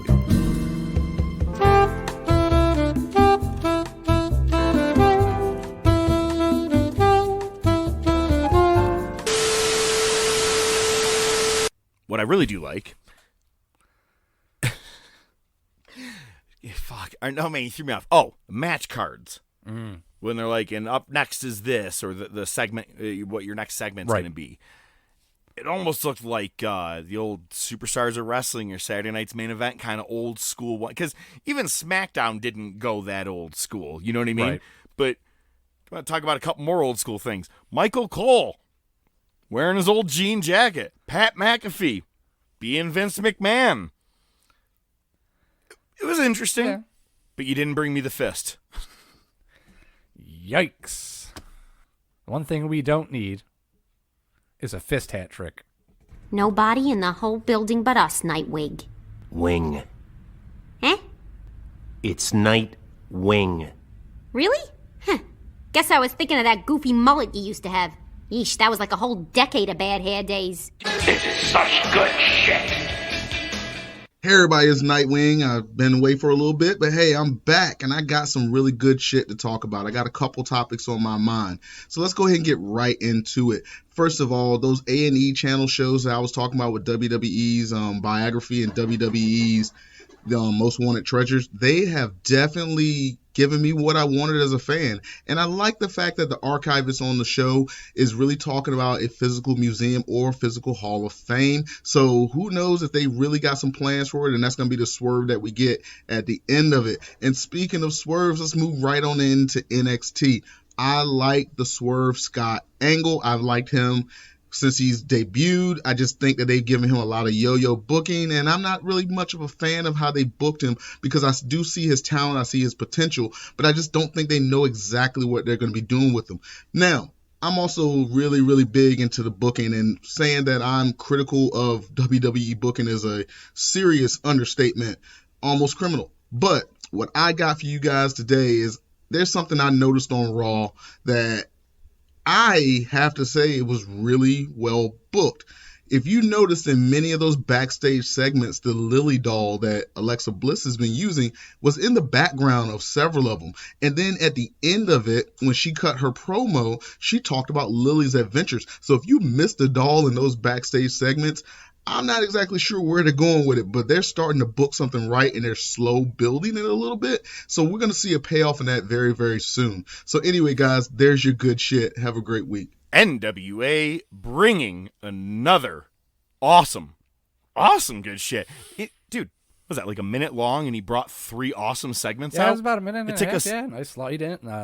Wow, we're at like an hour, and we've only gotten like 2 segments done. Shit. All right, well, let's try and catch up. All right, Isaiah Swerve Scott stable. Don't know much about the other guys that are there, right, but at least it's giving screen time to other guys. It's funny because Swerve, who would kind of himself need a rub or like a push, is pushing guys who are beneath him too. You know what I mean? And it's like, so everybody's kind of getting a win-win. Sure. It's, you know, you're a little more elevated than us. I like that. I think it's something for him. And he's taking on like what, Leon Ruff and all them. So it's at least giving chances. But I gotta be honest, NXT's just gone. Yeah. Downhill. Yeah. But Alexa and Lily, I enjoy watching those YouTube clips. Just listening to her talk. Man, did you see a couple of weeks back the pictures of her when she was a kid holding Lily? And it was like how they CGI'd in an old-looking Lily. It was awesome. Right. But, yeah, she's in the background. And, you know, Nightwing, that's also a throwback, too. Remember, Bray Wyatt did that, too. Do you remember that Husky the Pig or whatever it was? They were having his little, or even like the little witch-looking Sister Abigail thing. Everybody was all in different areas around the backstage, so it's kind of like they're doing that planting again. But who is her target? Alexa is probably... Yep. Alexa is the most interesting thing on Raw. On SmackDown, Cesaro and Roman Reigns. That's all I'll give you. And everything else sucks. Agreed. Anything else you want to say on NWA's segment? He had mentioned when he was doing, about the biography shows and was it the WWE Treasures? Yeah. He was talking about the Physical Hall of Fame. I know he's brought it up before.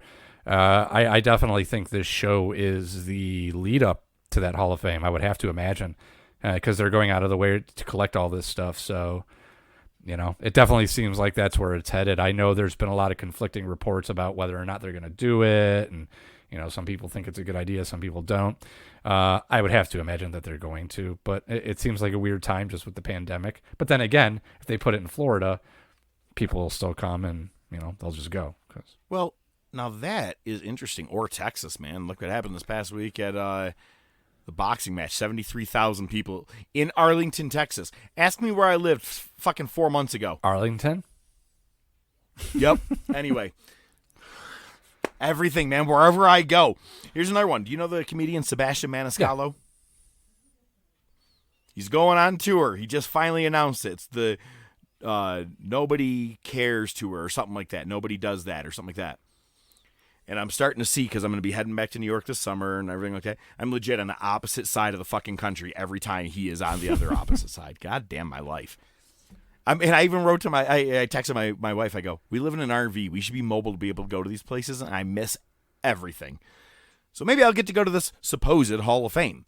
Now, that being said, if that is how you're going to eventually produce it, that's cool, man, with the treasures, because you're getting people interested where they're like, I'd like to go see that face to face. That's kind of cool. I remember when Undertaker wore that mask. I'm just saying, it's smart way to build it. It kind of brings a little bit of want, right? You dangle the carrot of all these cool little treasures. You want to come see them? Yeah, that's just me. Yeah, I think the show itself is scripted at least as much as Storage Wars. You know what I mean? Oh, absolutely. like I haven't seen this in years. I can't remember. I forgot all about this. But sir, you just carried this through the door and put it in this bin right here. So But yeah, so, you actually put that back in the box before you closed it and said, we're going to take another shot. So, yeah, I really do think this is the way they're going to build to it. Like, the end of the show, they'll be like, and all this is leading to this, and they'll show, like, a rendering, a drawing of what it's supposed to look like. Or, fuck, they may have it built already. Come on down to our Physical Hall of Fame. Marty, you've got to come back with me. Where? Back to the future. Wait a minute, Doc. What are you talking about? What happens to us in the future? What, do we become assholes or something? Give me a hell yeah!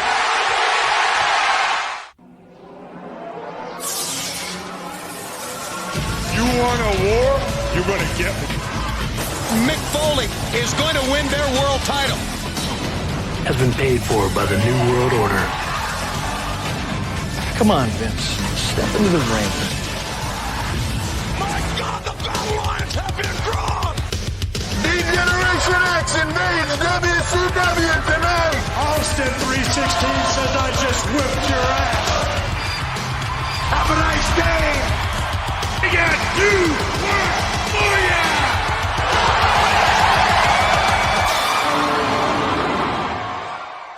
It had to be you. Some others I've seen. Marla Hooch, baby. Woo! All right. Never seen a woman throw up like that before. What'd you give her? A dress? A lot of liquor. We are on, what's the date for this Raw here? I'm sorry, you had it written and I kind of missed it. May 13th. So, of course, that is technically tomorrow in history for us. But in 96, we had Raw vs. Nitro, and I'm going to go ahead and say right now, 100% without even talking about the shows, Nitro won this week for me, I think. But we'll get into it. We'll find out. Let's first talk about Raw. They open up, and it's going to be a match between Zip of the Body Donnas, and they're interviewing backstage Ving Rhames. Oh, nope, I'm sorry, that's Ahmed Johnson. I had it written as Ving Rhames. I go, yo, even when he talks, I'm just thinking about baby boy. You got it all twisted, baby boy. All right, anyway. Then Sunny comes out of nowhere and starts rubbing baby oil all over him because she just got done doing that with Michaels in the back. And Ahmed Johnson coming out swinging with the first line of the night. My mama said, take out the trash. Don't bring it in. To Sunny. All right. So let me ask you this question. Did you get a little screwed up watching this match, or did you watch it in full the whole way through, no interruption? Oh, no, I watched it all the way through. I think I may have turned away for a second. I didn't see the first Twin Magic because I have written down Ahmed versus Zip, and then I crossed it out and wrote Skip because then all of a sudden Chris Candido's in the fucking ring. And then they make a mention of it, and I go, oh, it was Zip in the ring earlier. Okay. Then they really looked alike, man. That was a great Twin Magic setup. And that's Tom Pritchard. If you didn't know who Zip was. And obviously Skip is Chris Candido. And they try to do the Twin Magic again, and it backfires.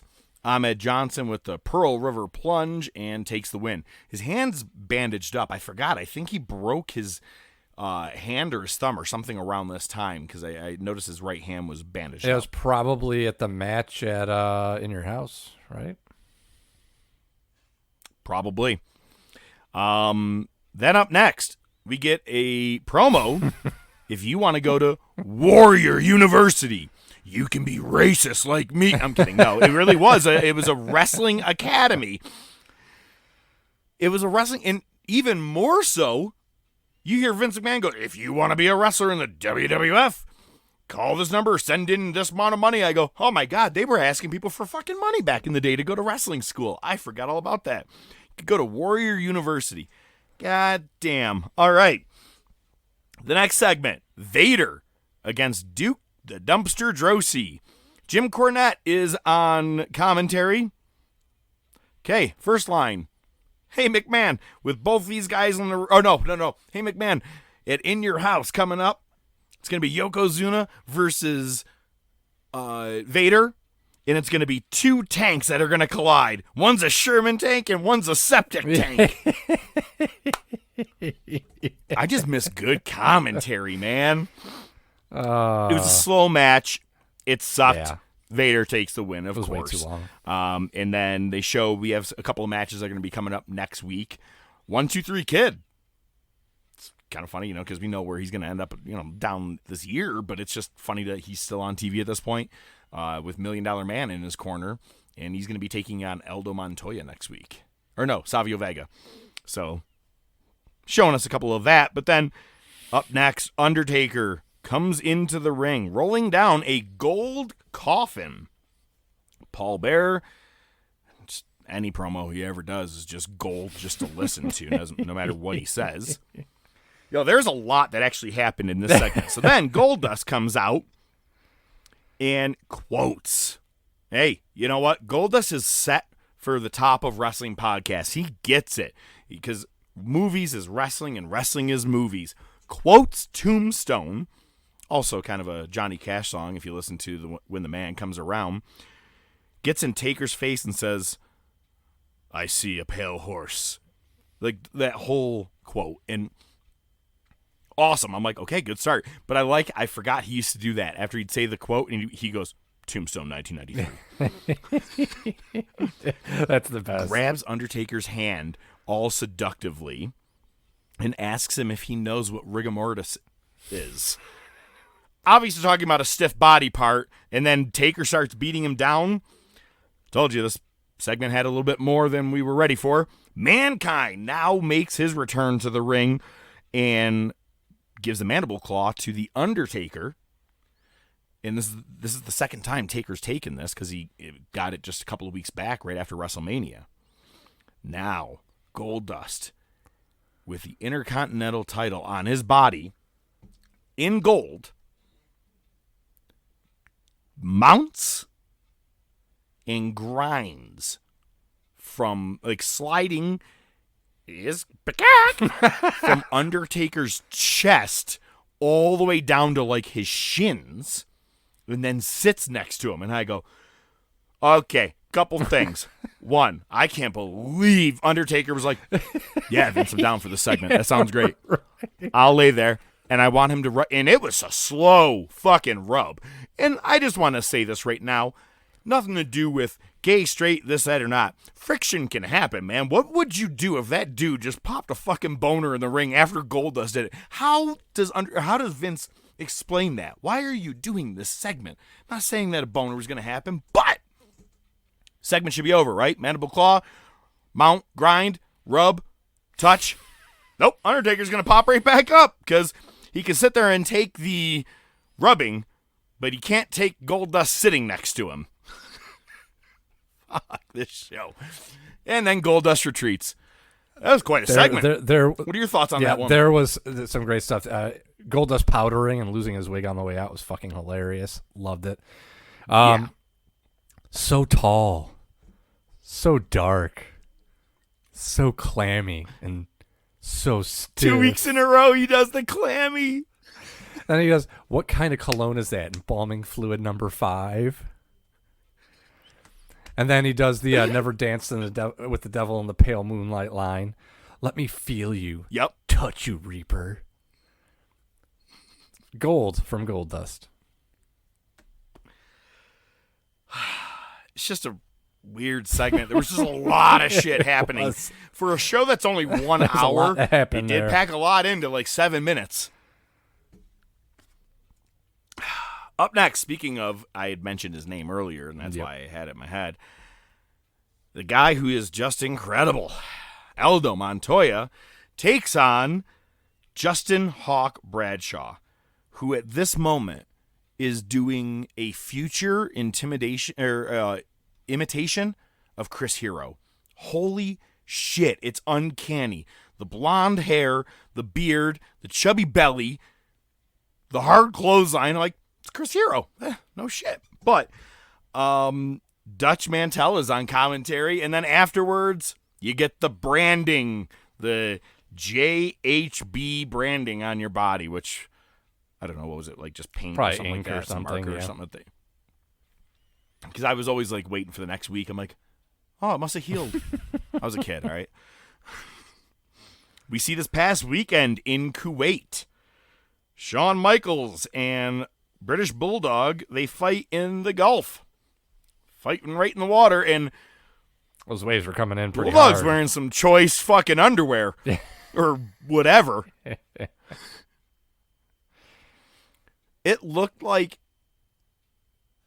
they look like wrestling trunks, I guess, but it's not something you would wear to the beach, is what I'm saying. It was just some... It was odd. Maybe. And he's trying to drown Shawn Michaels on TV. Yeah, well, it's funny because he did. Like, at first, I thought he was going to do a power slam. I thought that would have been cool, but he didn't. Those waves were coming down hard, and after Michaels, Bulldog puts him down and kind of gets out of there, they show Michaels get right back up, which he kind of had to because he would have drowned otherwise. So it was interesting to say the least. We could kill him. It's good shit. So we now turn to the main event. And dear Lord, this match was probably the longest main event that we've had in Raw since starting this show. 3 breaks. And why wouldn't it be? Because it's the two men who have the announcer by the ear. Shawn Michaels and Triple H. Main event Raw. Mr. Perfect does come to ringside. And I gotta be honest, I thought they had great chemistry in 2002, once they broke up DX and all that shit happened, and he came back for the unsanctioned match coming out of retirement, and they had all those matches in 03, 04. They've always had really good chemistry. This match was really good. Hunter played a great heel. Oh, yeah. Triple H, Shawn did a great job as the face champion, was bouncing all over the ring. It was actually a really good match for Raw. Yeah, my favorite spot was HBK had Triple H kind of draped over his feet on the top rope and had him in like a headlock, and the ref's counting and tells him to let him go. So Shawn Michaels kind of does the comedy, looks to the crowd, shrugs his shoulders, and just drops him on his face. Fucking great spot. Yeah, you're absolutely right. We talked about it a couple episodes ago. Triple H at this point is just he's you could tell he's seen Shawn Michaels before and watched him because he's taking those heelish bumps, exaggerated and just throwing himself around. So he was somebody good to go against. Yeah.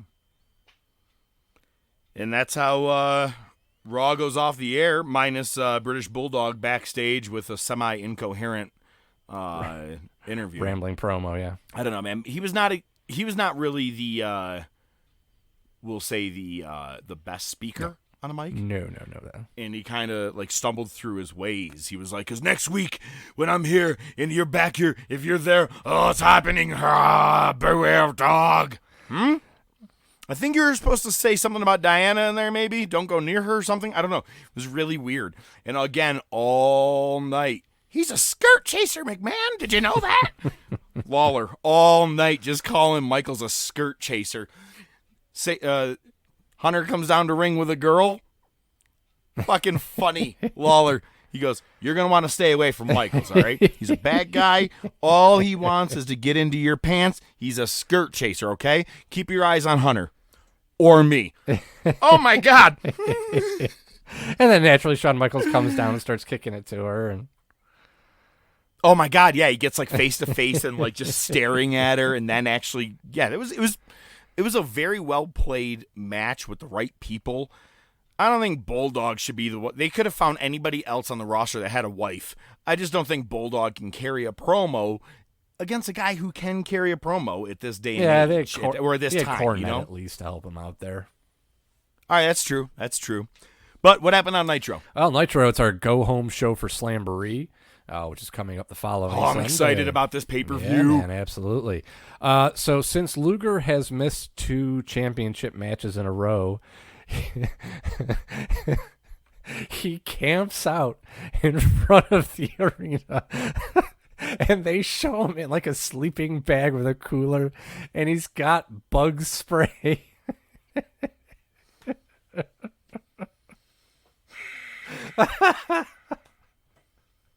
Not only does he have bug spray, he's got bug spray sitting right next to him. He has a flashlight. And when the bug lands on him, he grabs a Fly fly swatter. swatter and swats it. This was your opening segment to Monday Nitro. Because he's missed it, and of course he camped out in Nashville. All right. Oh, it's fucking hilarious. What's weird to me, I got to be honest, what's really weird is I was like, all right, well, if they're going to go as far as he was camping out, he's got to be missing tonight's show, too. And he actually made it there, and I go, oh, my God. It was just, all right, weird build-up, but let's get started. Right. Go ahead. Well, the show opens with your favorite, Chico. This week he's dressed as Elvis. I'm going to document it every week. Every week, I'm going to document what that dog is wearing as a costume. Is there a twist somewhere in there, like the dog dies? Yeah, I think Mongo eats it, and that's why they asked him to join the Four Horsemen. It's the only logical conclusion. First match. Actually, I'm going to be honest with you. Can I ask you a question? In all honesty, do you know how he gets into the Horsemen or no? Neither do I, and I'm going to speculate later. And that's a swear to God, shoot, real, honest answer. I do not know how he got in it, but I'm starting to speculate after this week's episode. Yep. So that's why I say that. Same here. On. Very good, very good. Show opens, first match, Steiner Brothers versus Public Enemy. Not much to say. They do talk about Macho Man, how he's been banned from the building, and he's been fined $50,000 already twice. Steiner's Scott wins with a Frankensteiner. Man, he would come down on his own head hard sometimes when he pulled that move off, man. It's cringy, but yeah, this is at the point, you know, Scott was always never small. He was always pretty jacked, but this is the time where you're really starting to see him bulk up. And that is extremely funny you say that, because I actually wrote, this is the first time I've ever really noticed him as a Steiner brother being that jacked. I remember later in like 98 and shit when he was really jacked before joining N.W.A and bleach blonde, the hair. Like that I remember, where like his fucking bicep was the size of my entire foot.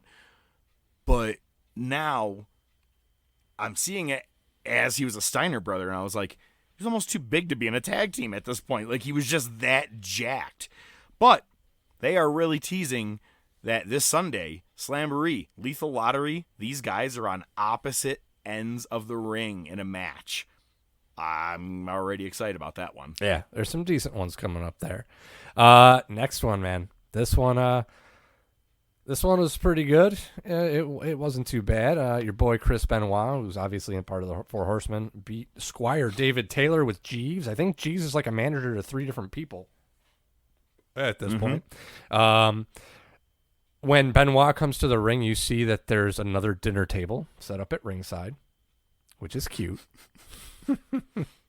Taylor has a significant height advantage, but they trade spots a lot through this match. Nobody really ever takes full control. Benoit wins with a nice dragon suplex. Something interesting that you might get a kick out of, not your teams, but it is related. They mentioned that the Magic Hawks Game 4 is on right after Nitro. Magic are up 3-0. They did a lot of N.W.A teasing, and I was like, well, it's TNT, man. It's where the playoffs are at. Magic were up 3-0 at that point. Ended up losing, but ended up winning Game 5 to take the series and then lose to the Bulls in the next round. So this is the segment that Michael's comeback here. So this is the segment you were referring to. During the match, they mentioned that Macho has showed up, and Mongo leaves commentary to go talk to him. We go to a back entrance of the arena. Actually, before you get there, something they mentioned in the match is that the Belfast Bruiser is still suffering from glass shards in his eye. Oh shit, I missed that. And was and he is now out of the Lethal Lottery. And so is one other guy who is apparently hurt, but taking the place, one man who was announced, Diamond Dallas Page. Oh. So DDP is now in the Lethal Lottery. Wasn't scheduled to be. Huh. I don't know. So yes, backstage, Macho, Mongo, Mean Gene. So you flaked out at one point, and I flaked out at one point. All right, well, we got that down. So it's Mean Gene out there. There's a bunch of security. Mongo ends up showing up and kind of showing sympathy for Macho, cuts a promo on Flair, and says he has a plan. And then the only other thing that I had really have written down, because I know where you're going with this, so I'll let you take it. But, the only other thing that I wrote down with this is that Macho Man did say, I saw a female psychiatrist, said I was OCD, one cool dude. Oh, my God, my throat. I loved that line. As soon as he goes, one cool dude, I go, that was awesome. Shitty mic. It was cutting in and out and kept cracking. It was bothering me. As a man who just, I don't know, production-wise, I just kind of like things to sound good. That bothered the shit out of me. Did you happen to notice that one of the security guards, dude, his hair, the burns, he had to have been a Von Erich.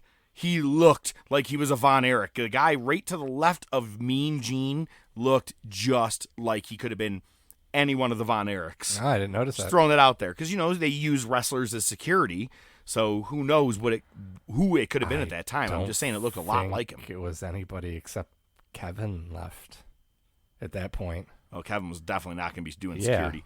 Anyway, Mongo comes out and goes, Macho, if anybody knows who you're going through, what you're going through, it's me. I'm sorry, I can't do a Mongo impression for shit. Hey, speaking of, did you see the picture of him and Flair? Yeah, that was awesome. It's awesome, man. Flair goes to see him. Man, I zoomed in. I'm like, it just doesn't even look like Mongo. It sucks. It's terrible that Flair looks better than him. That's kind of what I said, too. Funny thing, by the way, a video popped up on my YouTube the other day of Mongo, and it said that he was calling out, and I think it was like an umpire at a game before he sings Take Me Out to the Ball Game. Fucking hysterical to watch. I'm like, all these Mongo videos are popping up. But, yes, Mongo says, Savage, I know what you're going through. I sympathize, and don't you worry. I got a plan. Don't you worry.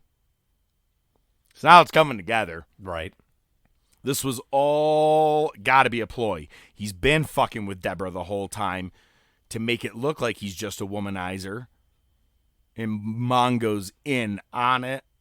And I think we're going to hopefully find out maybe at Slamboree or next week on Nitro. That's where I think it's got to go. That's my guess. I didn't want to do the speculation, but once I saw this, I was like, I don't think we can really go on and ignore that because it's pretty big. That's what I thought. All of a sudden, he's getting really involved in the angle. But they also have talk of Kevin Green is possibly coming to WCW, which I remembered this too, man. Packers. Kevin Green just passed away, actually. Wasn't it like this year or last year, if I'm not mistaken. All right. So, which is another football player. Yeah, bring them all in. It's where the big boys play. So what else happened? After that, we had another mysterious promo for a wrestler who I think is supposed to show up at Bash of the Beach, but then ends up like getting delayed till like the end of the year. So all for the best. So blood runs cold. Yeah, blood runs cold. That's it. Mortal Kombat. You can overdub me with the actual voice. Ric Flair with Woman and Liz against VK Wall Street. Man, how much fun was it to see VK Wall Street in action, man? So, first of all, most generic singlet I've ever seen in my life. Yeah, it was terrible. Just a black singlet with the double arms and a money symbol on the back. But I actually have it written right here. Is he a face? Like, I didn't know he ever played the role of a face. But in this match, he's a face. I don't really get it. He's the de facto face because he's going against Flair. So, but I don't think he was at this time. He was looking and working the crowd. Oh. He kept looking and being like, yeah, like, and putting his fist up. And I'm like, that's signs of a face. That's really weird. Yeah, it is. I like the ending. Yeah. So Flair does one of my favorite spots. He actually does it on the outside of the ring on the floor. I forget what move Wall Street does on him, but Flair does the stagger away and then just fucking timber face plant. Fucking love that spot. It was so great to see it. He sells it so perfectly. It never gets old. It doesn't. And Flair was doing what he does. He was basically just taking heel bumps the entire match. And then got to a point where he puts on the figure four and Woman with the assist, grabbing Flair's arms and pulling him for extra leverage. And then they go to the dinner table afterwards, another interview with Mean Gene. And goddamn, Flair was on fucking fire for this. He was on I have a lot written with this too. Go ahead. The only thing that I really wrote down is at one point he was kissing up and down Liz's arm, and then he was dancing. Went from one wrist up the shoulder, down the back of the neck to the other wrist. Holy shit. And he was dancing with a woman. He was amped up, and you could tell he was just playing the part. So, yeah. So, I took Dolly Parton to Space Mountain, baby. Oh, my God. Because they're in Nashville. I'm like, that is like the biggest heat you could get is being like, yeah, hey, guys, I fucked Dolly Parton. It's equivalent to being like, I fucked your mom. Yeah. Anyway, a woman has been fucking with Mean Gene this entire interview. It's the third week in a row. She just keeps touching him. It is hysterical. And he, of course, looks really intimidated. And I love it because, again, it plays off of those bimbo-y chicks that did the number pull or the team pull for the lottery. He was hitting on them. What's that? Cherry. Oh, that's right. So the word bimbo is dead on. But when woman gets in his face, he's so goddamn intimidated. It's a little thing, but it's so awesome because she plays it so well. She doesn't break character. But Flair is telling Savage and Mongo, he calls himself Joe Namath.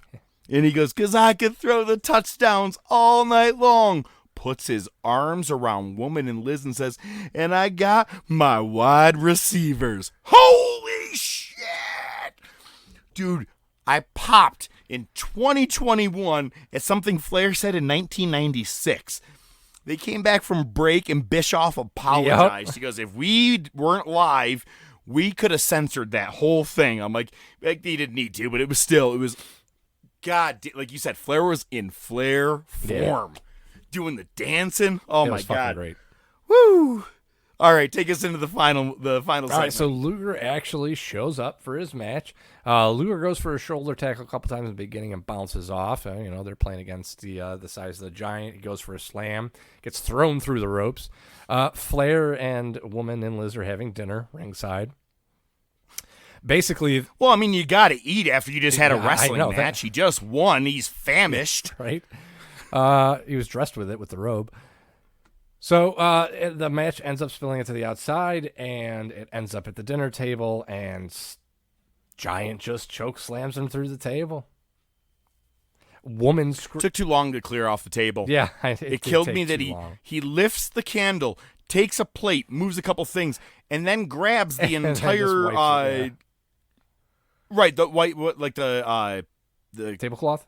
What the fuck, the tablecloth? I was like, the table rod. No, the tablecloth. Just pulls it off. I'll be like, well, that took quite some time there, buddy. Right. It was kind of an anticlimactic choke slam. But different.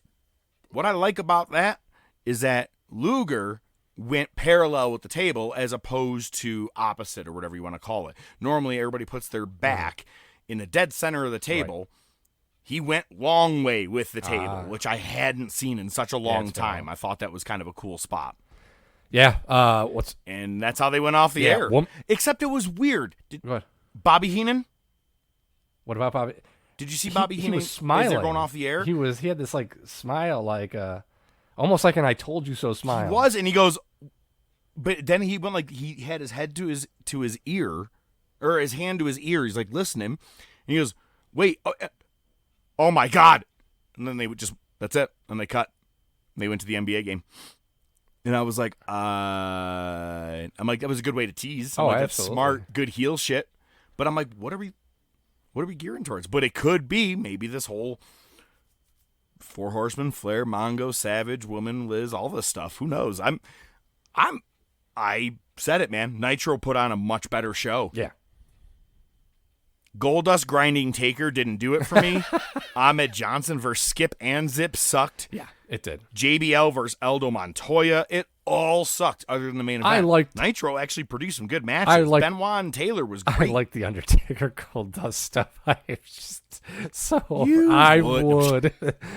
Your de facto response. And HBK, but I agree with you. Nitro was better on the whole. At least we had HBK and Triple H, so that was cool. But here's the funny thing: for a go home show, I don't think it was really that good. But It was still a better show. Well, because they're leaning on the lottery. So Sure. you can't really, I mean, other than Savage and Flair teaming with each other, that is your only storyline heading in because nobody is supposed to really know who you're fighting. Right. I think. I don't know. That's just me guessing. I don't know. We'll find out. It's a good excuse. Better Oh, God. hear them call. Nope. Ladies and gentlemen, the Top of Wrestling is finishing its 6th episode of the 3rd season. Thank you guys so very much for listening to us once again, and especially if you are listening to us on Amazon, Google Play Music, iTunes, Spotify, Facebook, Instagram, Podbean, Pandora, I don't know, whatever. Most people probably Spotify, I would assume, who knows. But we appreciate it when you do subscribe, like, and share. And as always, you know, oh, shit. Hey, ladies and gentlemen, if you didn't know, last week it was the Rocky saga. Oh, yeah. Didn't tell you that. My bad. My bad. It ain't over. I'm sure you could have figured it out with... That was horrible. One more round. Yeah. All right. But next week, when we get back, we're going to be talking Slamboree. We're going to be having our top topic, which is... Did you pick one yet? For the greatest match ever debate. 7 days, my friend, from now, we're going to discuss. And for the sake of argument, I hope we both just have the same match. Yeah, I know, right? We're like, yeah, no, it's a good match. All right, cool. All right, let's talk about 96. Well, thank you guys so much for listening to us. We really do appreciate it. We bring you good wrestling, good flicks, and O.D.M. this week is going to leave us with our movie quote of the week, and he's going to do it in the form of the Great Khali. I'm kidding. Oh, thank God.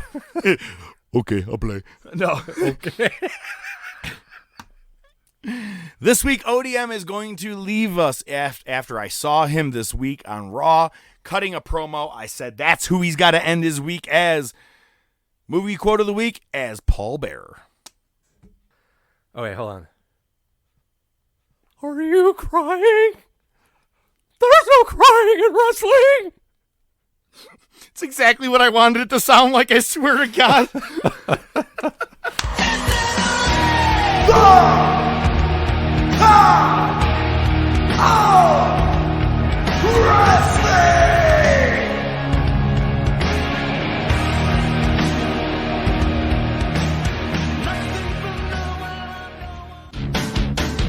The Top of Wrestling Podcast is brought to you by The Top of Wrestling Podcast. Your hosts are the Professor, Mark Plantasia, and O.D.M, Joe Rizzo, with special weekly segments by Nightwing the Analyst, Rashawn Hilton. Without your continued support, it would just be some guys talking wrestling. Feel free to interact with the show on Twitter, YouTube, Facebook, and by email at thetopofwrestling@gmail.com.